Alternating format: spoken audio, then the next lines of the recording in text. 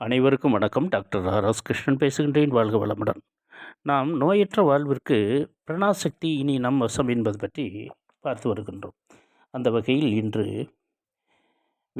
மனம் உடைந்து விட்டது, மனம் உடைந்து விட்டது என்று சொல்லுகின்றார்களே, அது என்ன சிதறு தேங்காயா? உடைந்து சிதறுவதற்கு பல துன்பங்கள் நம்மை புடைசூழும் பொழுது மனதின் அழுத்தங்கள் அதிகமாகிறது. அழுத்தங்கள் அதிகமாக அதன் பிரஷர் தாங்காது வெடித்து தன்னிலையை இழக்கின்றது. அப்படி நம் மனம் தன்னிலையை இழக்கும் பொழுது உடல் உறுகிறது, சோர்வடைகிறது, நாடி நரம்புகள் பலவீனம் அடைகின்றது. இதன் காரணமாக மனம் மிகவும் சோர்வடைந்து உடலும் தன் எதிர்பார்த்தலை இழந்து போய் என்னும் யமன் வசம் உடல் சிக்கி விடுகிறது. பிறகு என்ன? இரவும் பகலும் ஐயோ ஐயோ தான். இந்நிலை வருவதற்கு முக்கிய காரணமாக இருப்பது நம் மனம்தான். மனமே மாமருந்து என்பார்கள். ஆமாம், இந்த வார்த்தை சாதாரண வார்த்தை அல்ல, மிகவும் வல்லமை பொருந்திய வார்த்தை. எப்படிப்பட்டது? எப்படிப்பட்ட சூழ்நிலையிலும் எதையும் தாங்கும் இதயம் என்று சொல்வார்களே, அந்த நிலையில் எதிர்வரினும் எதிர்கொள்வோம். துணிவே துணை என்ற மனதை தளர விடாமல் அந்த மனம் என்னும் குதிரையை கடிவாளத்தை போட்டு இழுத்து நம் கண்ட்ரோலில் குதிரையை கொண்டு விட வேண்டும். அம்மாதிரியான மனோபலத்தை நாம் பெற்றுவிட்டோமானால் எப்படிப்பட்ட சூழ்நிலையிலும் நாம் அஞ்சு நடுங்க தேவையில்லை, நிமிர்ந்து நடைபெறலாம்.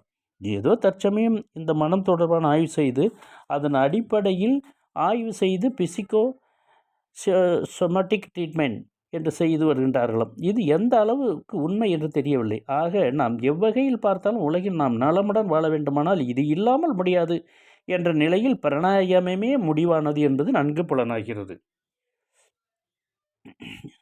அன்பு நெஞ்சங்களே, இவ்வளவு முக்கியத்துவம் வாய்ந்த இந்த அற்புத கலையான பிராணாயாமத்தை எப்படி செய்வது?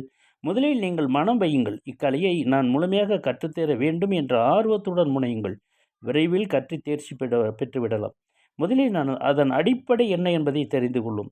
பிராணாயாமத்தில் 4 வகையான வழிகள் உண்டு. அவை ரேசகம், பூரகம், உள்கும்பகம், வெளிக்கும்பகம் என்று 4 வகைகளாகும்.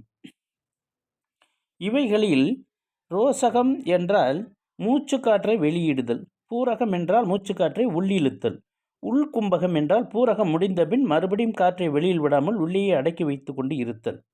வெளிக்கும்பகம் என்றால் ரேசகம் முடிந்தபின் மறுபடியும் காற்றை உள்ளிழுக்காமல் சும்மா இருப்பது. நாம் இன்னும் இதை பற்றி நாளைய பகுதியில் விரிவாக காண்போம். இந்த காட்சியின் பின்னணியில் தெரிவது திண்டுக்கல் மாவட்டம் எரியேடு சுந்தர வரதராஜ பெருமாள் கோவிலின் 108 திவ்ய தேசன திருக்கோவிலாகும்.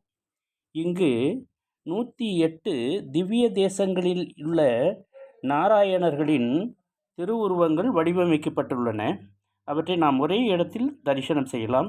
எனது Krishna life style channel subscribe செய்யுங்கள். நன்றி, வணக்கம்.